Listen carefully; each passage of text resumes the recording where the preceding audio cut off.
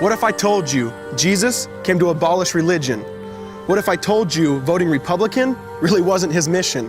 What if I told you Republican doesn't automatically mean Christian, and just because you call some people blind doesn't automatically give you vision? I mean, if religion is so great, why has it started so many wars? Why does it build huge churches but fails to feed the poor? Tell single moms God doesn't love them if they've ever had a divorce, but in the Old Testament, God actually calls religious people whores. Religion might preach grace, but another thing they practice. Tend to ridicule God's people. They did it to John the Baptist. They can't fix their problems, and so they just mask it, not realizing religion's like spraying perfume on a casket.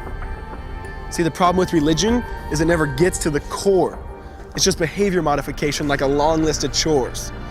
Like, let's dress up the outside, make it look nice and neat. But it's funny, that's what they used to do to mummies while the corpse rots underneath. Now, I ain't judging, I'm just saying, quit putting on a fake look. Because there's a problem if people only know that you're a Christian by your Facebook. I mean, in every other aspect of life, you know that logic's unworthy.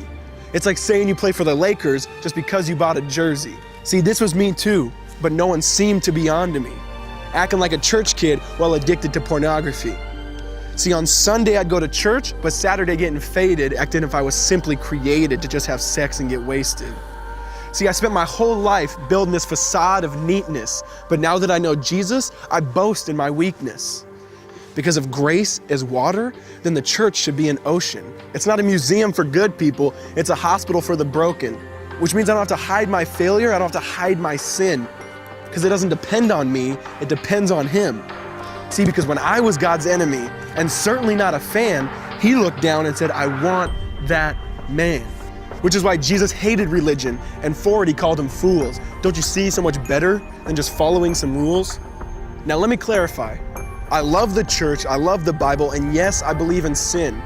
But if Jesus came to your church, would they actually let Him in?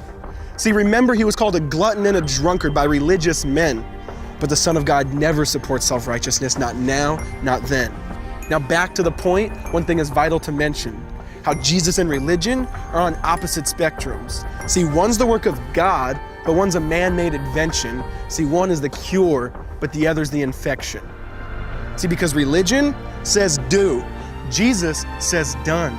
Religion says slave, Jesus says son. Religion puts you in bondage, while Jesus sets you free. Religion makes you blind, but Jesus makes you see.